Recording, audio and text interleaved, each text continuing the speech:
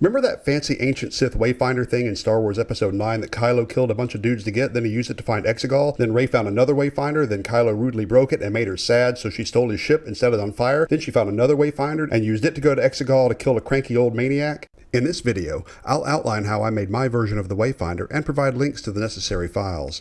I'm not going to go into great detail, just the broad strokes. I found some 3D models of the Wayfinder online, and some were pretty good, but none of them quite did what I was looking for, so I built models that allowed me to add batteries in the base, add a removable battery cover, utilized real glass, provided diffused internal lighting. I also designed it to magically turn on when you place it on a pedestal without having to use a switch. See the link below to find my 3D models and other files.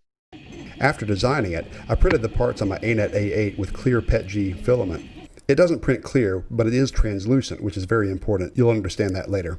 After breaking away the supports, I sanded them a bit, but it wasn't necessary to get them really smooth. You'll understand that later as well. For the glass, I went to Hobby Lobby and bought a piece of green stained glass for about $10. I cut 4 pieces that would fit inside the Wayfinder. It may not be entirely necessary, but I chose to grind the edges to 45-degree angles. It was time-consuming, but I really liked the result. If you don't want to deal with glass, you could probably do this with green plastic. To achieve the illusion of celestial navigation, I created some graphics in Photoshop, layering images of star fields, clouds, and lines.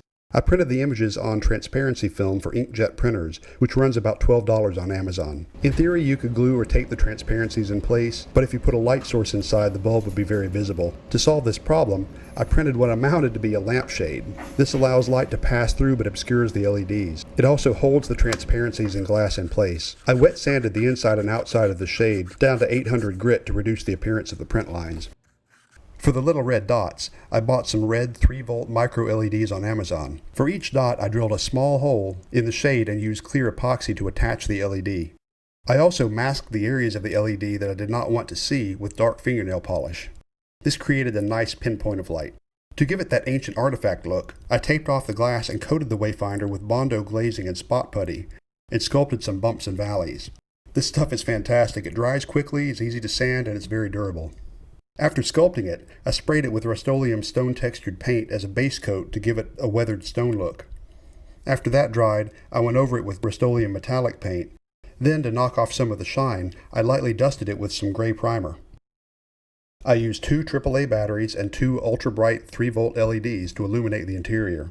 The LEDs tend to be brightest on top, and that creates bright spots, so I lightly sanded the LEDs themselves with 600 grit sandpaper to diffuse them.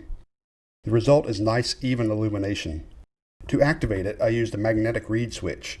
I created a separate base with a Sith symbol on it containing a strong magnet, so when you set the Wayfinder on the base, the magnet closes the switch, turning on the Wayfinder.